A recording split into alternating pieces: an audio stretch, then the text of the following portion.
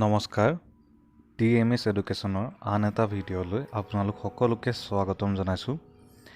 ইতিমধ্যে আপোনালোক সকলোৱে জ্ঞাত যে কেন্দ্ৰীয় কেবিনেটে ৰাষ্ট্ৰীয় শিক্ষানীতি 2020ক অনুমোদন জনাইছে। এই শিক্ষানীতিয়ে ভাৰতৰ শিক্ষা ব্যৱস্থাত বহুতো আমূল পৰিৱৰ্তন সাধিব। ইয়াৰ জৰিয়তে শিক্ষা ব্যৱস্থাৰ দুৰ্বল খুঁটাসমূহক মজবুত কৰাৰ চেষ্টা কৰা হৈছে।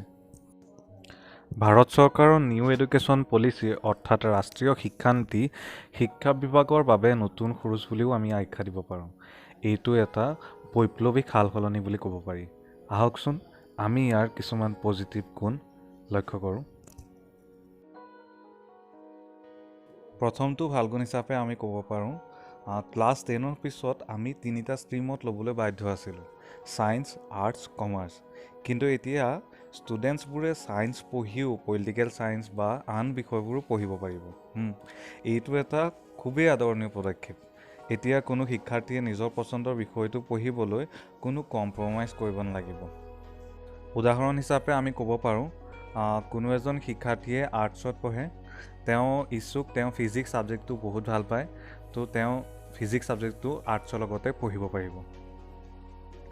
বৰ্তমানৰ শিক্ষা ব্যৱস্থাৰ 10+2 প্ৰক্ৰিয়াত শিক্ষা আৰম্ভ হৈছিল 6 বছৰৰ পৰা, কিন্তু এই নতুন পলিচিৰ 5+3+3+4ৰ দ্বাৰা 3 বছৰৰ পৰা শিক্ষা আৰম্ভ হ'ব। এয়া ডেভেলপ কাণ্ট্ৰিৰ সমান্তৰালকৈ ভাৰতৰ এক সুন্দৰ পদক্ষেপ।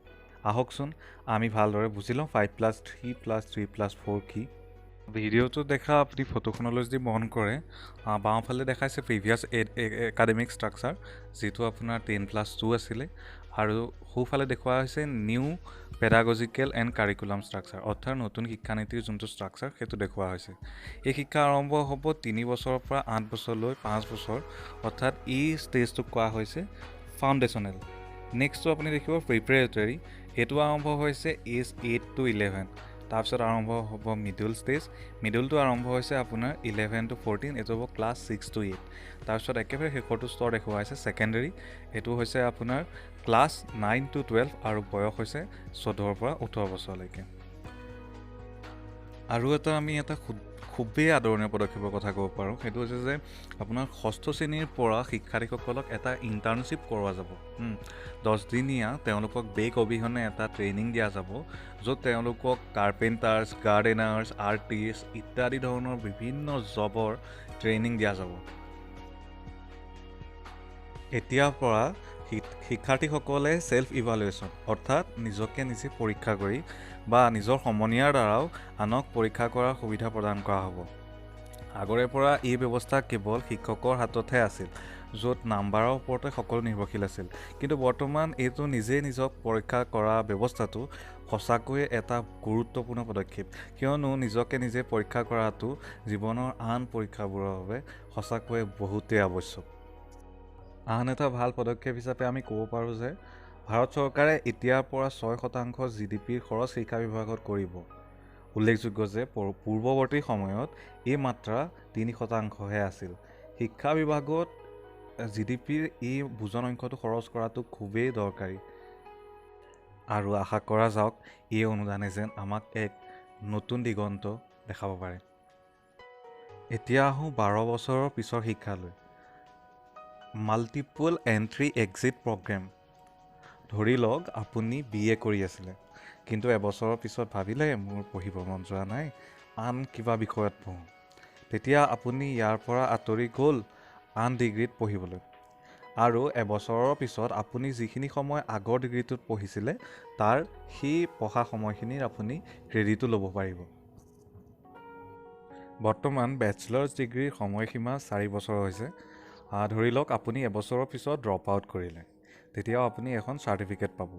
2 বছৰৰ পিছত ড্ৰপ আউট কৰিলে আপুনি এখন ডিপ্ল'মা পাব। 3 বছৰৰ মূৰত আপোনাক বেচেলাৰ্ছ ডিগ্ৰী প্ৰদান কৰা যাব, আৰু 4 বছৰৰ মূৰত আপোনাক বেচেলাৰ্ছ ৰিচাৰ্চ ডিগ্ৰী প্ৰদান কৰা যাব। MA আৰু MSc এবছৰৰ বাবে হ'ব, যদিহে আপুনি আগত 4 বছৰীয়া বেচেলাৰ্ছ ডিগ্ৰী সম্পূৰ্ণ কৰে। 2 বছৰৰ হ'ব সেইসকলৰ বাবে যি 3 বছৰীয়া ডিগ্ৰী সম্পূৰ্ণ কৰিলে। নিউ এডুকেশ্যন পলিচিত শিক্ষকসকলৰ বাবেও বিভিন্ন ধৰণৰ নীতি নিয়ম ধাৰ্য কৰা হৈছে। তাৰ ভিতৰত এটা এইটোৱে যে 2030লৈকে শিক্ষকসকলৰ মিনিমাম কোৱালিফিকেশ্যন হ'ব লাগিব 4 বছৰীয়া BA। এনেদৰে নিউ এডুকেশ্যন পলিচিত বিভিন্ন ধৰণৰ নীতি নিয়মেৰে প্ৰস্তুত কৰা হৈছে। আমি আপোনালোকক মূল কথাখিনি জ্ঞাত কৰিবলৈ চেষ্টা কৰিলোঁ। নিউ এডুকেশ্যন পলিচিয়ে ভাৰতবৰ্ষৰ শিক্ষা ব্যৱস্থাক উন্নত দেশসমূহৰ লগত ফেৰ মাৰিবলৈ সুবিধা দিয়ক। আমাৰ শিক্ষা ব্যৱস্থাত নতুন দিগন্ত আহক, আমাৰ শিক্ষাৰ্থীসকল আগুৱাই যাওক, তাৰে কামনাৰে এই ভিডিঅ'টো সকলোলৈ আগবঢ়ালোঁ। বিভিন্নজনে এই নীতিক বিভিন্ন ধৰণে সমালোচনাও কৰিছে। তেওঁলোকৰ মতে ভাৰতবৰ্ষৰ শিক্ষানুষ্ঠানসমূহত বৰ্তমান শিক্ষকৰে অভাৱ পূৰণ হোৱা নাই। তেনে অৱস্থাত এই নীতিৰ সফলতা আমি কিদৰে কল্পনা কৰিব পাৰোঁ? তেনেধৰণে বিভিন্ন ধৰণৰ প্ৰশ্নৰ সমালোচনা বিভিন্নজনেও কৰিছে। আপোনাৰ এই নীতি সম্পৰ্কে কি মতামত কমেণ্টত আগবঢ়াব। যদি আমাৰ এই প্ৰচেষ্টাক আপোনালোকে আদৰণি জনাব খোজে, আমাক নতুন ভিডিঅ' প্ৰস্তুত কৰিবলৈ উৎসাহ যোগাব বিচাৰে, তেন্তে ভিডিঅ'টো শ্বেয়াৰ কৰিব বুলি আশা ৰাখিলোঁ। যদি ফেচবুকত চাই আছে আমাক ফ'ল' কৰিব, যদি ইউটিউবত চাই আছে আমাক ছাবস্ক্ৰাইব কৰিব বুলি আশা ৰাখিলোঁ। ধন্যবাদ।